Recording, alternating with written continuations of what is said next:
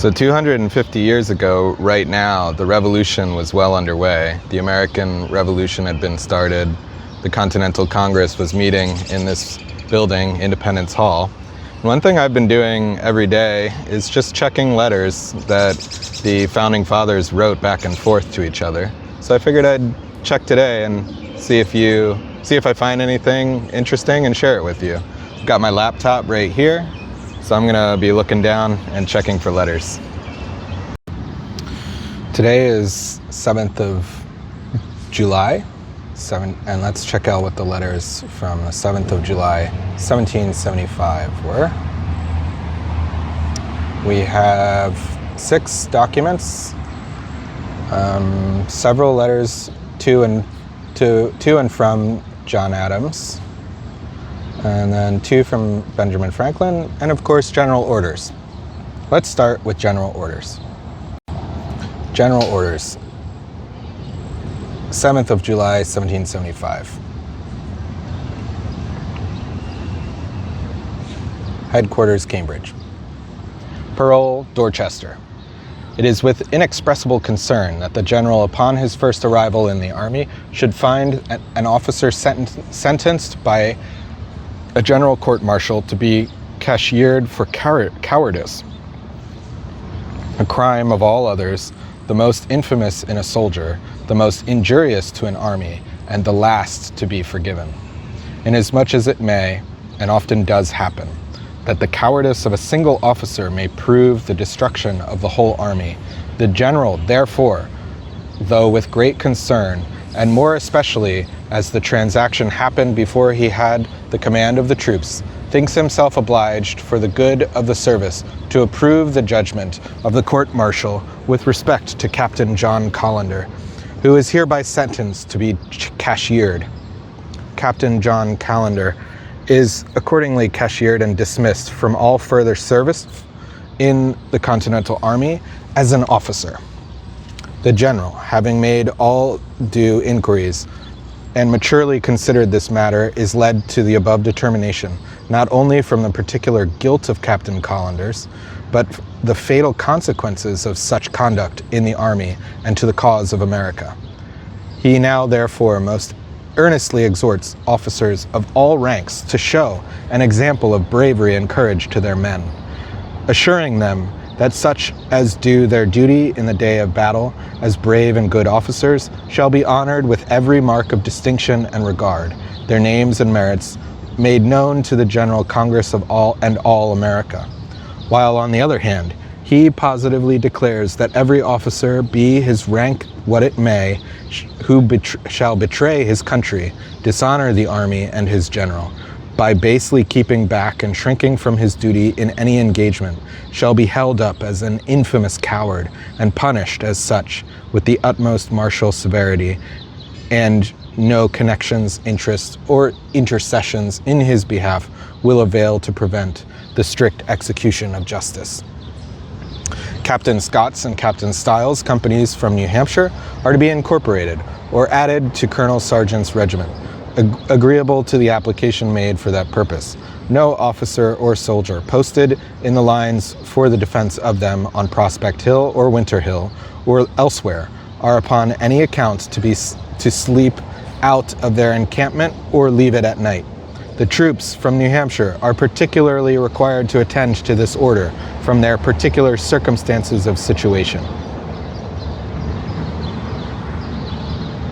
No soldier belonging to these posts or elsewhere to be suffered to straggle at a distance from their respective parade or any pretense without leave from his officers, as an unguarded hour may prove fatal to the whole army and to the noble cause in which we are engaged, the importance of which to every of common understanding must inspire every good officer and soldier with the noblest ardor and strictest attention, lest he should prove the fatal instrument of our ruin. The Adjutant General is required to make a return as quick as possible of the troops in Cambridge, their number and the duty they do.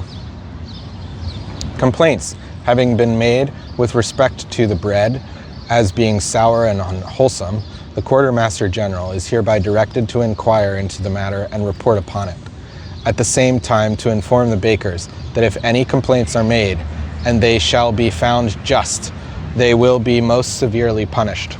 The guards on the roads leading to Bunkers Hill are ordered not to suffer any person to pass them unless an officer is sent down from the lines to order it, or they will be severely punished. The general has great reason and is highly displeased with the negligence and inattention of those officers who have placed as sentries at the outposts men with whose characters they are not acquainted. He therefore orders that for the future no man shall be appointed to these important stations who is not a native of this country or has a wife or family in it to whom he is known to be attached. This order is to be considered as a standing one, and the officers are to pay obedience to it at their peril. A complaint of the most extraordinary kind having been made to the general that soldiers enlisted in one regiment have been seduced to re-enlist into others by agents employed for that purpose under the specious promises of money or leave of absence from the army, a procedure so subversive of all order, discipline, and of the very existence of the army cannot be forgiven. The strictest orders are therefore given against such practices, and the general most earnestly declares that if any agent or soldier that shall hereafter be found so offending, he will punish them with the utmost severity. A general court-martial having sat upon William Patton and reported that no evidence appeared against him to support the charge, the general defers his decision upon the report until farther consideration. In the meantime, the adjutant general is ordered to wait on Colonel Ward, by whom the prisoner was confined, and learned from him upon whose complaint and what witnesses there are to support it.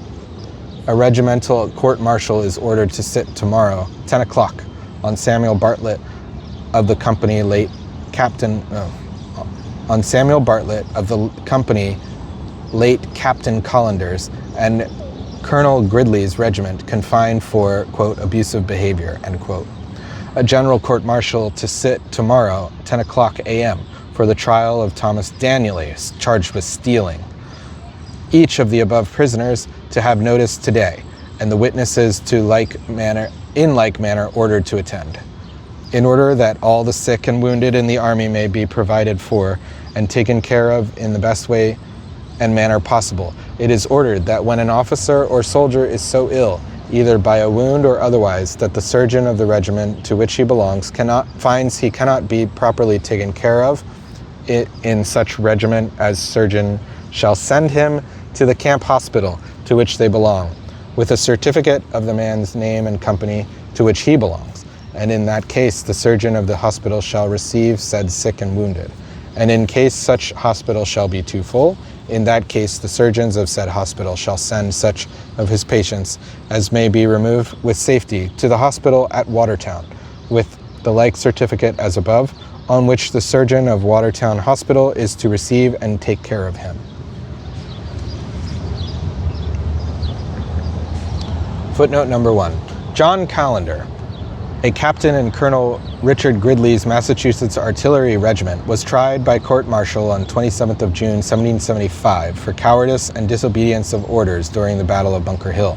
His chief accuser was Major General Israel Putnam, who told a committee of Massachusetts Provincial Congress, quote, that in the late action, as he was riding up Bunkers Hill, he met an officer of the train drawing his cannon down in great haste. He ordered the officer to stop and go back. He replied he had no cartridges. The general dismounted and examined his boxes and found a considerable number of cartridges, upon which he ordered him back. He refused until the general threatened him with immediate death, upon which he returned up the hill again, but soon deserted his post and left the cannon, end quote.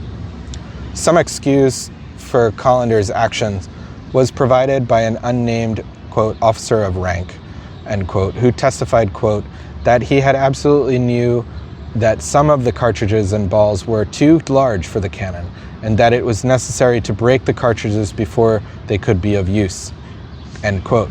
In addition, Callender, as a Massachusetts officer, apparently did not feel bound to obey Putnam, who at the time was a general only in the Connecticut service. Putnam was supported in the essentials of his account by several officers, and he threatened to quit the army if Callender was not severely punished. Quote, "The defeat of that day," Putnam declared, "was owing to the ill behavior of those that conducted the artillery, and reinforcements ordered up to the hill could not be prevailed upon to go. The plea was the artillery was gone, and they stood no chance of their lives in such circumstances, declaring they had no officers to lead them." End quote. Callender soon re-entered the army as a volunteer artillery cadet, and at the Battle of Long Island in August 1776, he redeemed his reputation. Taking command of his unit's guns after his superiors were killed, Callender continued to fire despite being wounded until he was taken prisoner. He was exchanged in 1777 and served in the Continental Artillery as a captain lieutenant until 1784. Footnote number 2. This paragraph is based on the suggestion that Joseph Hawley made to George Washington in his letter of 5th of July, 1775, which we read. You can read that from 2 days ago. Footnote number 3. Colonel Paul Dudley, Sergeant of Salem, commanded a regiment Massachusetts infantry until the end of 1776. Captain William Scott of Petersboro, New Hampshire, transferred to the 1st New Hampshire Regiment in the fall of 1776 and was wounded at the Battle of Saratoga the following year. He retired with the rank of major in January 1783. Captain Jeremiah Stills of Keene, New Hampshire, commanded a company at the Battle of Bunker Hill. Footnote number 4. Colonel William Henshaw, Adjutant General of Massachusetts Forces, acted as George Washington's Adjutant General until Horatio Gates assumed that office on 9th of July. Fifth, the Quartermaster General at this time was apparently Joseph Pierce Palmer, who had held that position in the Massachusetts service since 1st of May, 1775. A Continental Quartermaster General was not named until Thomas Mifflin was appointed to the office on 14th of August. 6. Disputes over the conflicting enlistments are referred to the brigade commanders in General Orders 25th of July, 1775. 7. Jonathan Ward of Southborough became Lieutenant Colonel of Major General Artemus Ward's Massachusetts Regiment in June 1775 after a dispute over the position with William Henshaw was resolved by the Provincial Congress. When George Washington decided in September that generals could not have regiments, see George Washington to Hancock, Jonathan Ward assumed the colonelcy of General Ward's regiment and served as a regimental commander until the end of 1776, at which time he left the army. 8. The Reed copy reads, quote, "the company and regiment," end quote. 9. This paragraph is a copy of the resolution that the Massachusetts Provincial Congress passed on 1st of July, 1775, with minor wording changes. Next, let's do Ben Franklin's letters, since they're often very entertaining. Let's see what this is. Oh, this is a long one. Let's see.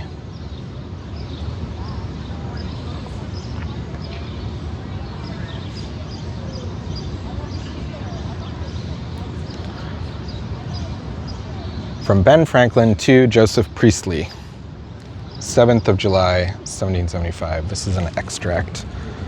Extract printed in Benjamin Vaughan. Philadelphia, 7th of July, 1775.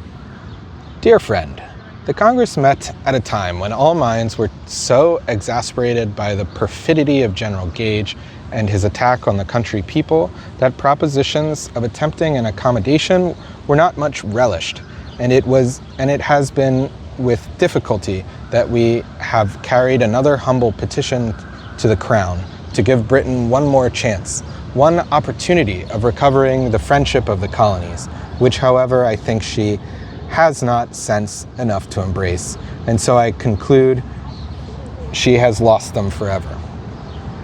She has begun to burn our seaport towns, secure, I suppose, that we shall never be able to return the outrage in kind.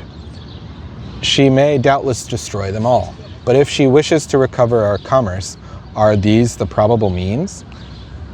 She must certainly be distracted, for no tradesman out of Bedlam ever thought of increasing the number of his customers by knocking them on the head, or of enabling them to pay their debts by burning their houses.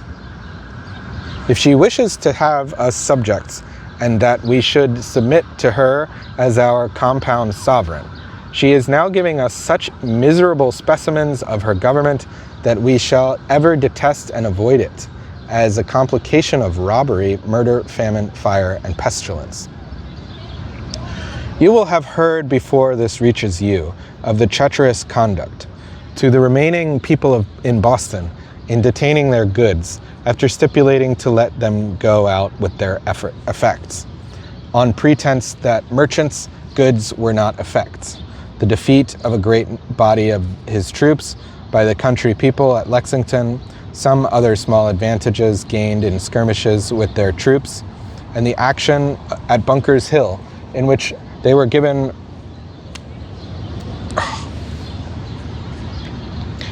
were twice repulsed, and third time gained a dear victory.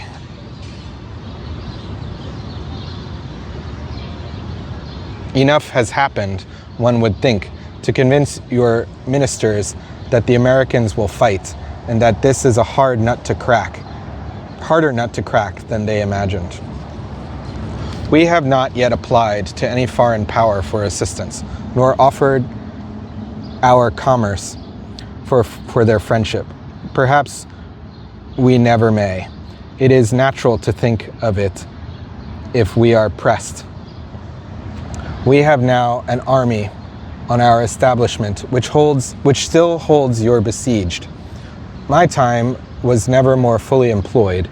In the morning at 6, I am at the Committee of Safety, appointed by the Assembly to put the province in a state of defense, which committee holds till near 9, when I am at the Congress, and that sits till after 4 in the afternoon. Both these bodies proceed with the greatest unanimity, and their meetings are well attended. It will scarce be credited in Britain that men can be as diligent with us from zeal for the public good as with you for thousands per annum. Such is the difference between uncorrupted new states and corrupted old ones. Great frugality and great industry are now become fashionable here. Gentlemen who used to entertain with 2 or 3 courses pride themselves now in treating with simple beef and pudding. By these means, and the stoppage of our consumptive trade with Britain, we shall be better able to pay our voluntary taxes for the support of our troops. Our savings in the article and of trade amount to near 5 million sterling per annum. I shall communicate your letter to Mr. Winthrop, but the camp is at Cambridge, and he has as little leisure for philosophy as myself. Believe me ever, with sincere esteem, your dear friend, yours most affectionately. Footnote number 3. As with other letters to Priestley printed from Vaughan, WTF added MS notes on a proof sheet of Vaughan's work. In this case, the additions were to Dr. Priestley at the head of the letter and Ben Franklin's initials at the end. Number 4, see the editorial note on the petitions below, July 8th. Okay, I'm going to skip some of these. Footnote number 8, Gage's handling of these goods was the subject of William's complaint above, June 19th.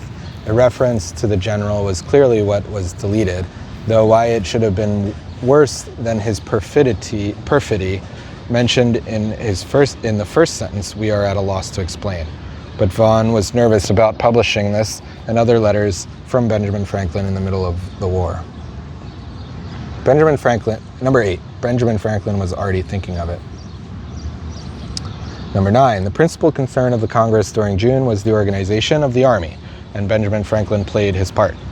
On the 10th of June, on the 10th, he was appointed to a committee for the obtaining saltpeter, and on the 23rd to another to draft Washington's declaration on assuming command of the troops. His work as president of the Pennsylvania Committee of Safety was also focused on organizing the provincial forces. See the editorial note of the committee above, June 30th. First, footnote number 1. On June 22nd, July authorized the emission of $2 million in bills of credit.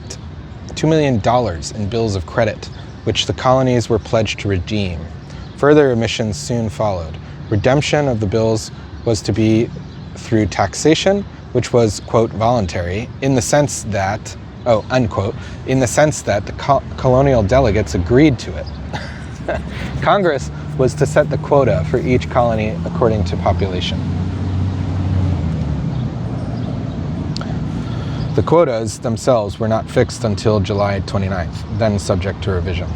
Footnote number 2, John Winthrop, like Benjamin Franklin, was becoming absorbed in political affairs. He had served first on the council and then in the provincial Congress, and was one of those whom the Massachusetts delegates in Philadelphia recommended to Washington as reliable men. In July, when the General Court was reconstituted, Winthrop was appointed to the new council. Let's read from Benjamin Franklin to Jonathan Shipley. Oh, this is a long one.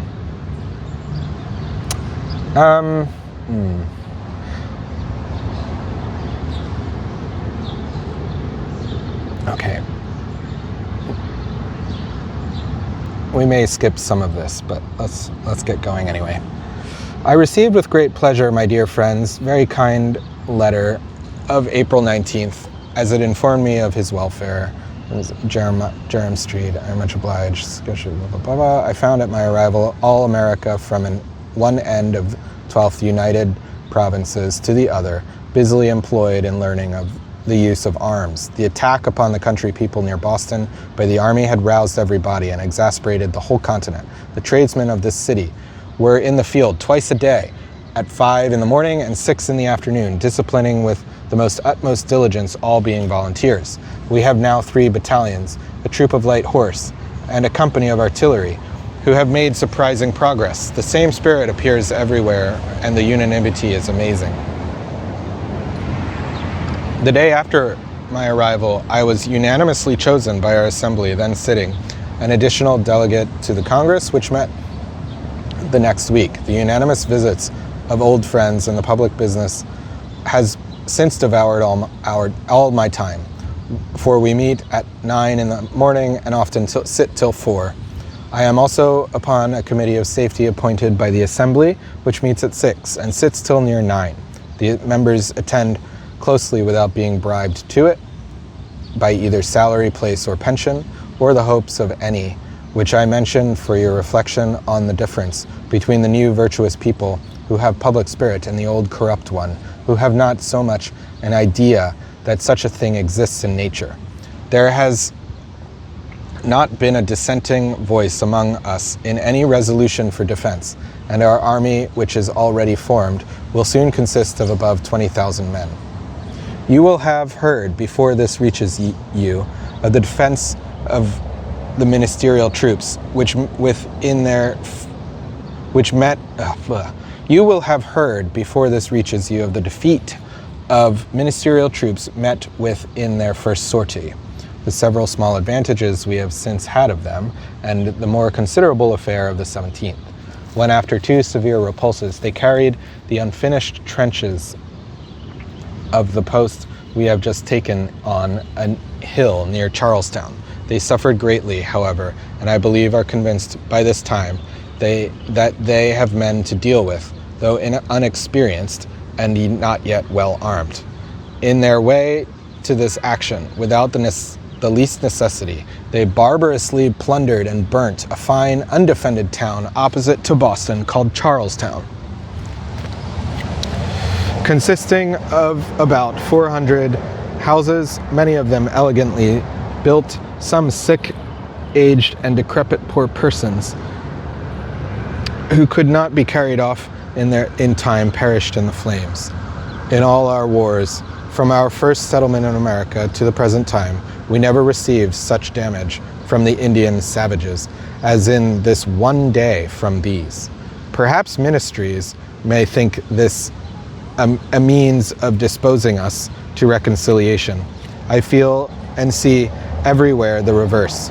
Most of the little property I have consists of horses in the seaport towns, which I suppose may all soon be destroyed in the same way. And yet I think I am not half so reconcilable now as I was a month ago.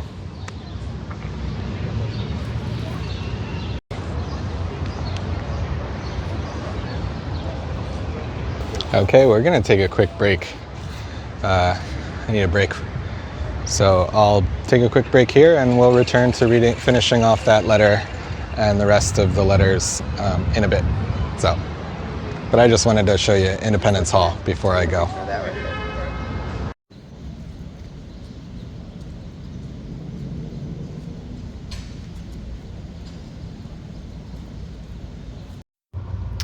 And we're back. The Congress will send one more petition to the King, which I suppose will be treated as the former was, and therefore will probably be the last. For though this may afford Britain one chance more of recovering our affections and retaining the connection, I think she has neither temper nor wisdom enough to seize the golden opportunity. When I look forward to the consequences, I see an end to all commerce between us. On our sea coast she may hold some fortified places, as the Spaniards do on the coast of Africa, but can penetrate as little into the country. A very numerous fleet extending 1,500 miles at an immense expense may prevent other nations trading with us. But as we have or may have within ourselves everything necessary to the comfort of life, and generally import only luxuries and superfluities, her preventing our doing that will in some respects contribute to our prosperity. By the present stoppage of our trade, we save between 4 and 5 millions per annum, which will do something towards the expense of the war. What she will get by it, I must leave to be computed by her own political arithmeticians. These are some of my present ideas, which I throw out to you in the freedom of friendship. Perhaps I am too sanguine in my opinion of our abilities for the defense of our country after we shall have given up our seaports to destruction, but a little time will show. General Gage, we understand, entered into a treaty with the inhabitants of Boston, whom he had confined by his works, in which treaty it was agreed that if they delivered their arms to the select men, their own magistrates, they were to be permitted to go out with their effects. As soon as they had so delivered their arms, he seized them, and then cavilled about the meaning of the word effects, which he said was only wearing apparel and household furniture, and not merchandise or shop goods, which he therefore detains. And the colonial inquiries and insults they met with from the soldiery made them glad to get out by relinquishing all that kind of property. How much those people have suffered, and are now suffering, rather than submit to what they think unconstitutional acts of Parliament, is really amazing. 2 or 3 letters I send you enclosed may give you some, though a faint idea of it. Gage's perfidy has now made him universally detested, when I consider that all this mischief is done my country by Englishmen and Protestant Christians, of a nation among whom I have so many personal friends. I am ashamed to feel any consolation in a prospect of revenge. I choose to draw it rather from a confidence that we shall sooner or later obtain reparation. I have proposed, therefore, to our people that they keep just accounts and never resume the commerce or the union till satisfaction is made. If it is refused for 20 years, I think we shall then be able to take it with interest. Your excellent advice was that if we must have a war, let it be carried on as between nations who had once been friends and wish it to be so again. In this ministerial war against us, all Europe is conjured not to sell us arms or ammunition, that we may be found defenseless and more easily murdered. The humane Sir W. Draper, who had been hospitably entertained in every one of our colonies, proposes in his papers called The Traveller to excite the domestic slaves you have sold us, to cut their masters' throats. Dr. Johnson, a court pensioner, in his Taxation No Tyranny, adopts the recommends that measure, together with another hiring of Indian savages to assassinate our planters in the back settlements. They are the poorest and most innocent of all people, and the Indian manner is to murder and scalp men, women, and children. His book, I heard, applauded by Lord Sandwich in Parliament, and all the ministerial people recommended it. Lord Dunmore and Governor Martin have already, we are told, taken some steps toward carrying out one part of the project into execution by exciting an insurrection among the blacks. And Governor Carleton, we have certain accounts, has been very industrious in engaging the Indians to begin their hard work. This is making war-like nations who have never been friends and never wish to be such while the world stands. You see, I am warm, and if a temper, naturally cool and phlegmatic, can, in old age, which often cools the warmest, be thus heated, you will judge by that of the general temper here, which is now little short of madness. We have, however, as yet asked no foreign power to assist us, nor made any offer of our commerce to other nations for their friendship. What another year's persecution may drive us to is yet uncertain. I drop this disagreeable subject, and will take up one, which I now must afford you and the good family, as my friends, some pleasure. Which I know must afford you and the good family, as my friends, some pleasure. It is the state of my own family, which I found in good health, my children affectionately dutiful and attentive to everything that can be agreeable to me, with 3 very promising grandsons, in whom I take great delight, so that were it not for our public troubles and the being absent from so many that I love in England, my present felicity would be as perfect as in this world one could well expect it. I enjoy, however, what there is of it while it lasts, mindful at the same time that its continuance is like other earthly goods, uncertain. Adieu, my friend, and believe me ever, with sincere and great esteem, yours most affectionately, Benjamin Franklin. My respectful compliments to Mrs. Shipley. Your health on this side of the water is everywhere drank by the name of the bishop. Your health on this side of the on this side the water is everywhere drank by the name of the bishop. I send for your amusement a parcel of our newspapers. When you have perused them, please to give them to Mr. Hartley of Golden Square. Okay, footnotes. Footnote number 3. Benjamin Franklin had said much the same thing in more general terms to Hartley on May 8th. For the volunteer units that he speaks of here, see the Pennsylvania Gazette, May 3rd, 1775. Thomas Scharf and Thompson Westcott, History of Philadelphia. Okay. Number 4. For Benjamin Franklin's concern with the military, see the preceding document. His expectation of a total force of more than 20,000 was widely shared. See, for example, Smith Letters 1, 613. Fifth footnote. Presumably, Benjamin Franklin had in mind the capture in May of Ticonderoga, Crown Point, and St. John's by forces under Ethan Allen and Benedict Arnold. Footnote number 6. British artillery in Boston fired Charlestown during, not before, the Battle of Bunker Hill. Howe ordered the town destroyed because it sheltered skirmishers who were harassing his troops.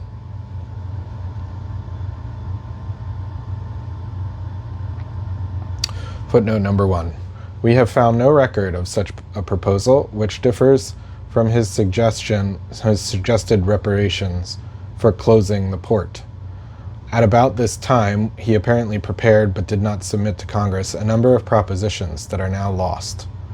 Even if this was one of them, it was not, quote, proposed to our people, end quote. Footnote number 2. Whitehall's effort, directed primarily against the Netherlands, to stop the importation of arms into the colonies had begun the previous October. In March 1775, the States General put strict conditions on the export of war materials. Footnote number 3. Sir William Draper had embarked on his American tour in 1770 and climaxed it by marrying a Delancey. In his Thoughts of a Traveler Upon Our American Disputes, he suggested that freeing the slaves would force the colonists to sue for pardon.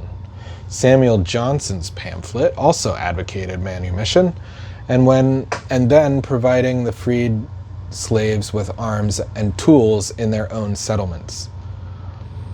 His further suggestion of arming and training the Indians he advanced as a, quote, ridiculous proposal, end quote.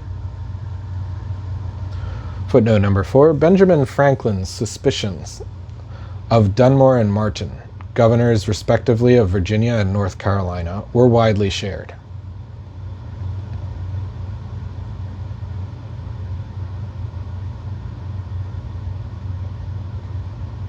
Carleton, governor of Quebec, was supposed to be inciting the Indians to a border war. This supposition became a major grievance of the Congress and a reason for the invasion of Canada.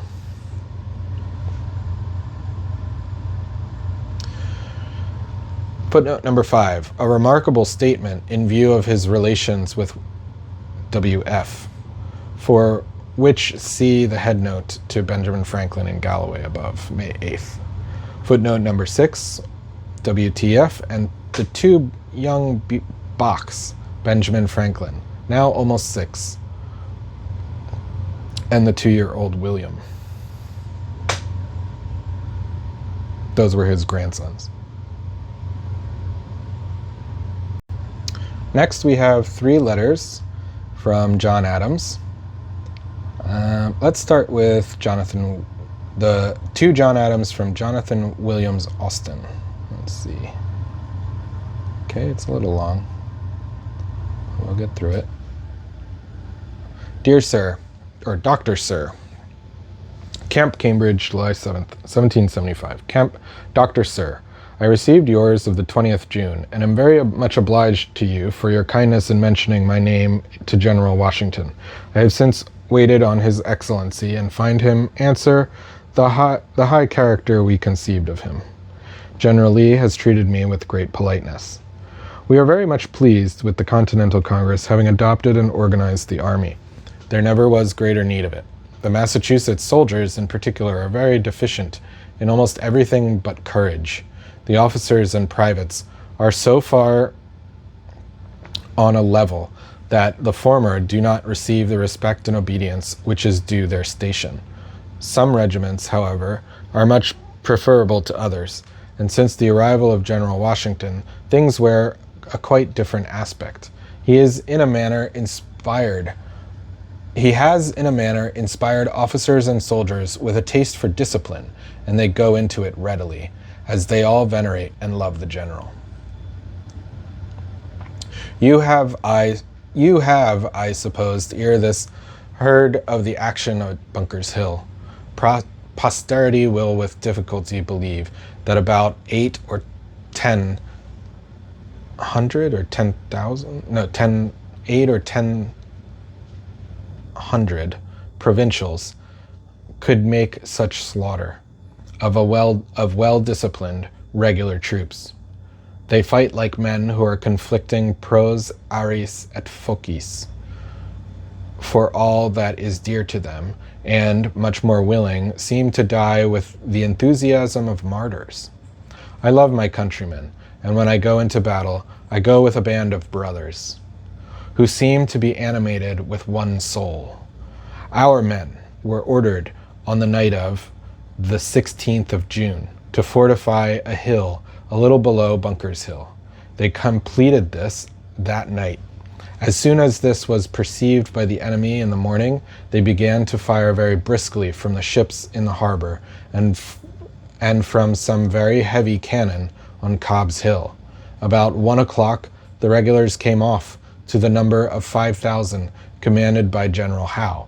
They were covered by the fire from Cobb's Hill, from the ships in the harbor, and a number of floating batteries, who came all around us.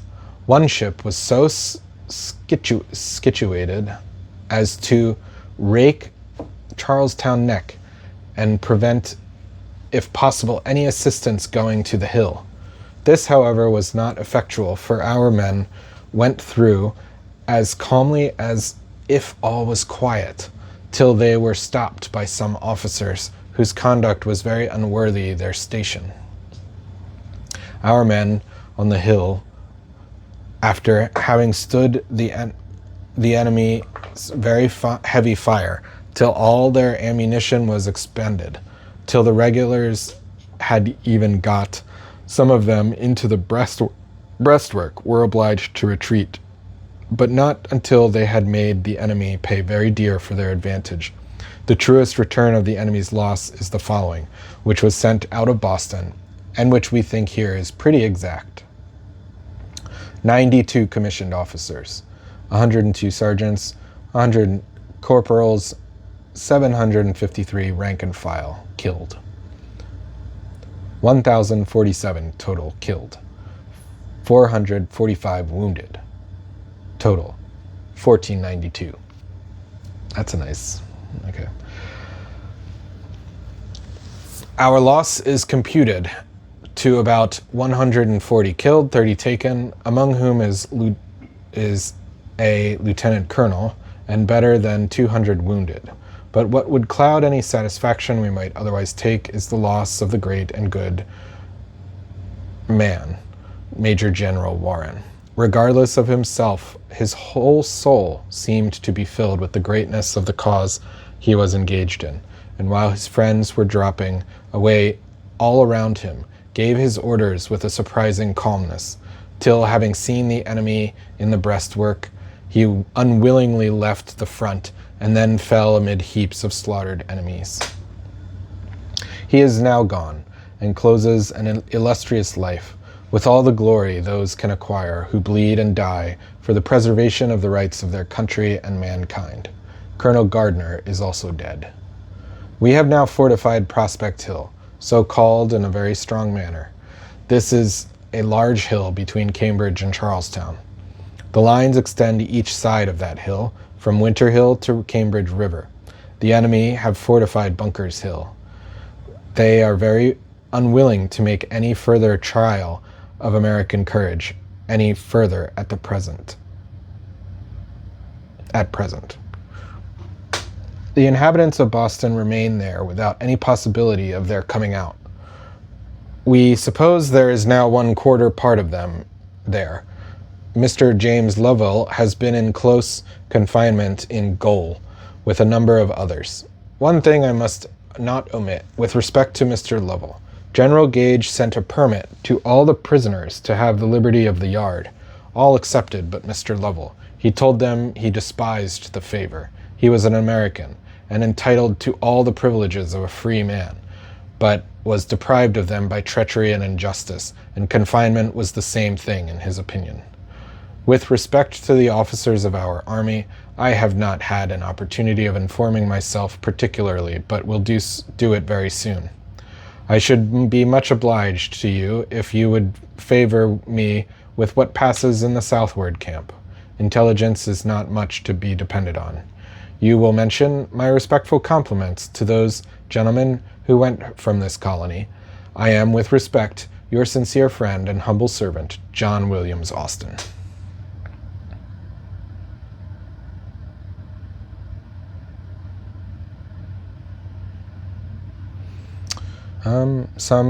Some footnotes. Number 1, not found. Number 2, all for our altars and firesides, or for God and country. Yeah. Okay, you can read the rest. Next to John Adams from James Warren.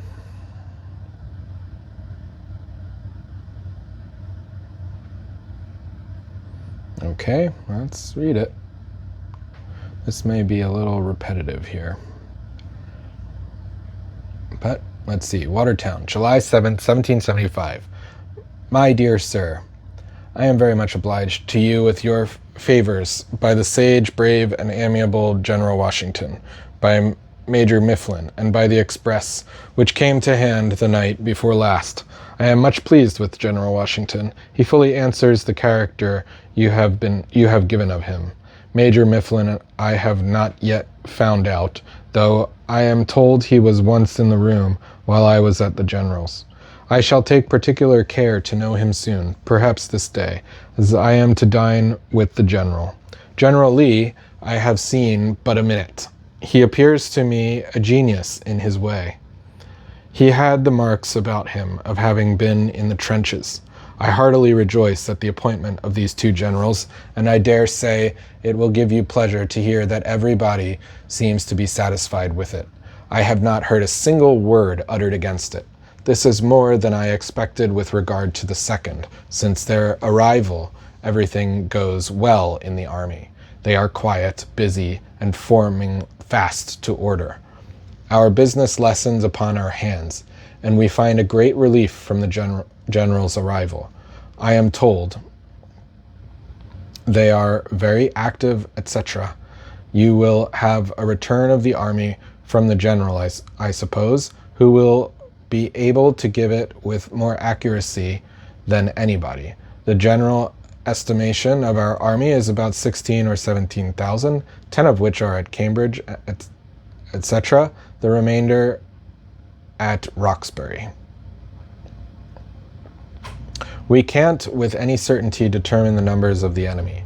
We suppose from the best grounds we have that when the York troops arrive, which are daily expected, they will amount to 9,000 at least, perhaps more, including the black and white Negroes engaged in their service in Boston. Black and white Negroes. What does that mean? Okay, strange. The Battle of Charlestown gave them a great shock. It is now pretty certain that near 1,500, and chiefly of their best troops, among which were about 90 officers, were killed and wounded, about 1,000 of which were killed. This is amazing, but I believe true.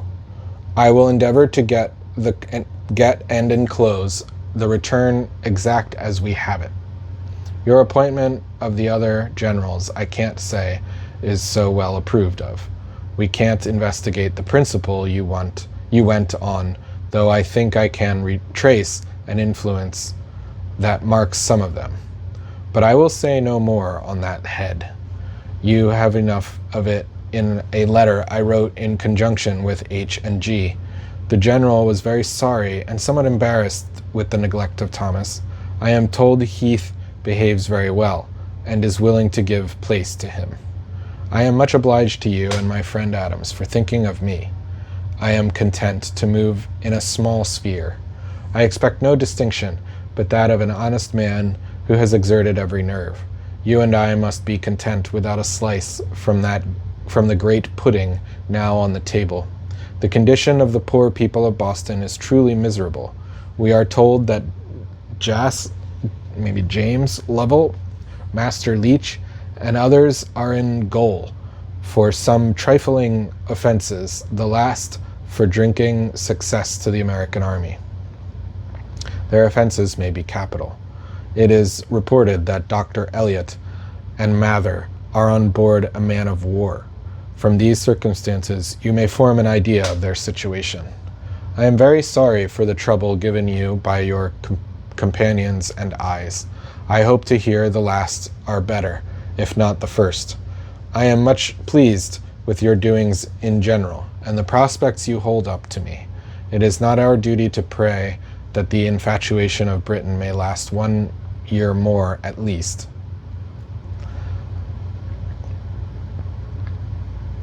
The powder you sent us arrived yesterday, and was viewed as it passed with a kind of pleasure I suppose you felt in sending it.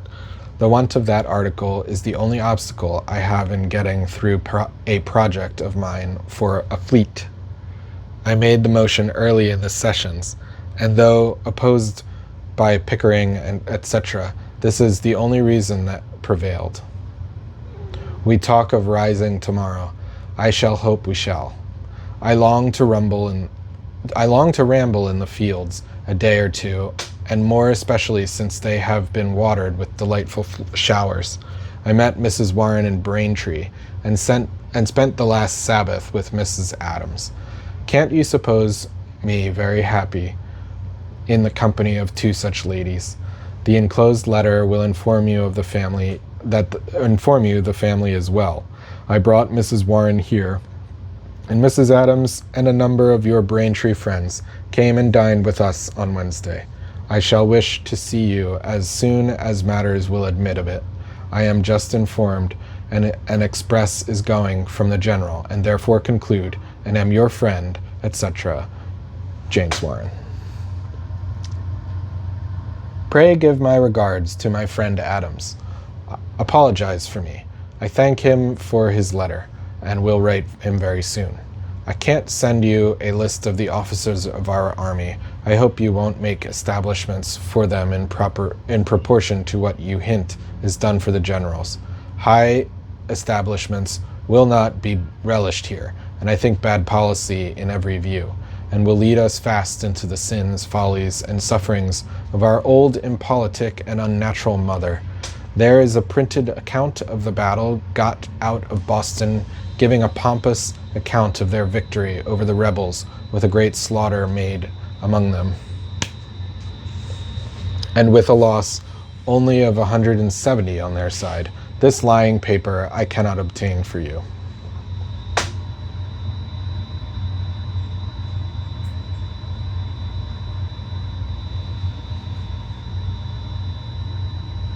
Okay, footnote number 2. Dictionary of Americanisms cites this passage from Warren's letter as an example of, quote-unquote, white Negro, meaning, quote, a Negro of an exceptionally light, often albinic complexion, end quote. Yet, given the context, there is no reason why Warren would mention light-complexioned Negroes. More likely, the term was one of the opprobrium to condemn white laborers willing to serve the British in the besieged town of Boston. Footnote number 3. G is probably Elbridge Gerry, and H is Joseph Hawley. Joseph Hawley. The letter may be that from Gerry in the Massachusetts delegates of 20th of June. See the first 2 letters from John Adams to Joseph Warren, 6th of July. That is footnote number 4. And then footnote number 5 is James Lovell and John Leach were both imprisoned for sending to the Patriot forces information on conditions in Boston and the disposition of British troops. In Lovell's case, the arrest arose directly from his letters to Joseph Warren that were found on Warren's body after the Battle of Bunker Hill.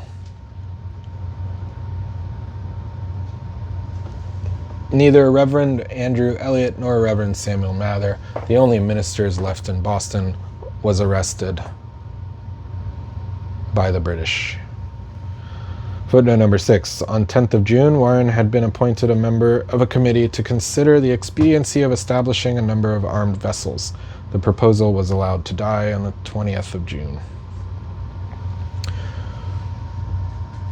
Okay, Number 8, the untitled broadside on the Battle of Bunker Hill, printed by John Hayne in Boston, 26th of June. Finally, let's check out John Adams to Abigail Adams. Oh, this is long. We may not read the whole thing, but we'll read some of it. Philadelphia, July 7th, 1775. My dear, I have received your very agreeable favors of June 22nd and 25th. They contain more particulars than any letters I had before received from anybody. It is not at all surprising to me that the wanton, cruel, and infamous conflagration of Charlestown, the place of your father's nativity, should afflict him. Let him know that I sincerely condole with him on that melancholy event. It is a method of conducting war long since become disreputable among civilized nations, but every year brings us fresh evidence that we have nothing to hope for from our loving mother country, but cruelties more abominable than those which are practiced by the savage Indians. The account you give me of the numbers slain on the side of our enemies is affecting to humanity, although it is a glorious proof of the bravery of our worthy countrymen. Considering all the disadvantages under which they fought, they really exhibited prodigies of valor. Your description of the distresses of the worthy inhabitants of Boston and this other seaport towns is enough to melt and heart of stone. Our consolation must be this, my dear, that cities may be rebuilt, and a people reduced to poverty may acquire fresh property, but a constitution of government, once changed from freedom, can never be restored. Wow. Liberty once lost is lost forever. When the people once surrender their share in the legislature and their right of defending the limitations upon the government and of resisting every encroachment upon them, they can never regain it. Let me read that part again. Our consolation must be this, my dear, that cities may be rebuilt, and a people reduced to poverty may acquire fresh property, but a constitution of government, once changed from freedom, can never be restored. Liberty once lost is lost forever. When the people once surrender their share in the legislature and their right of defending the limitations upon the government and of resisting every encroachment upon them, they can never regain it.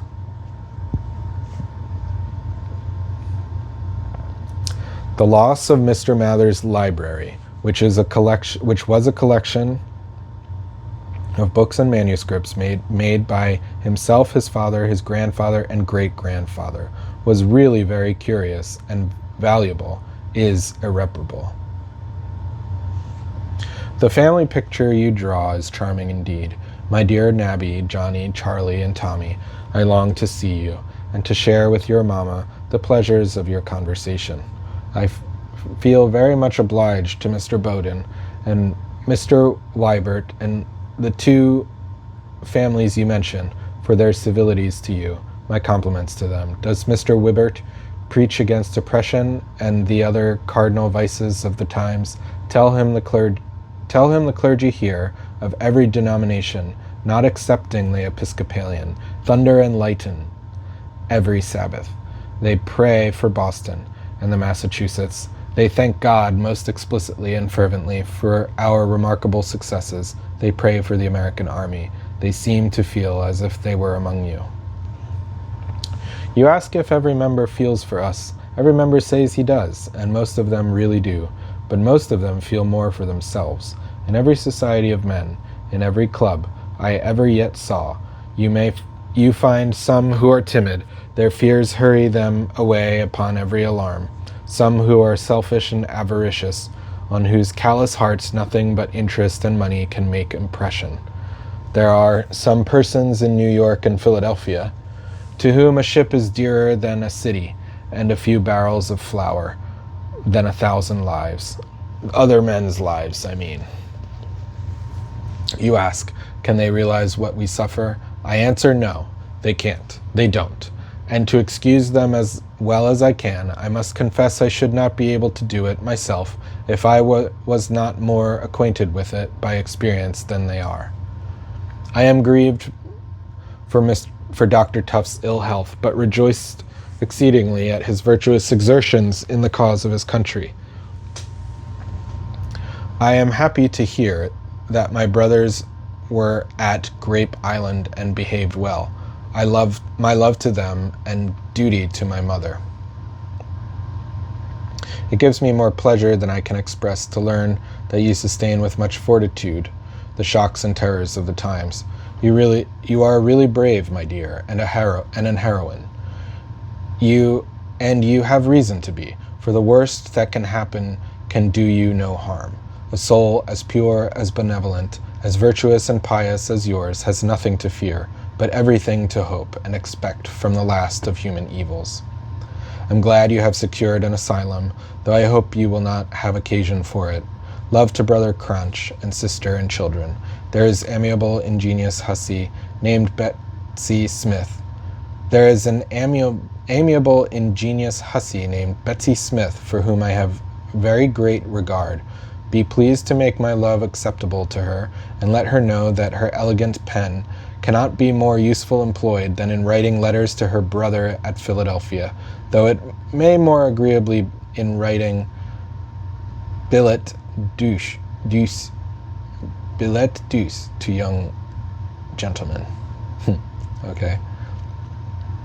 The other day, after I had received a letter of yours with one or two of others, Mr. William Barrel desired to read them.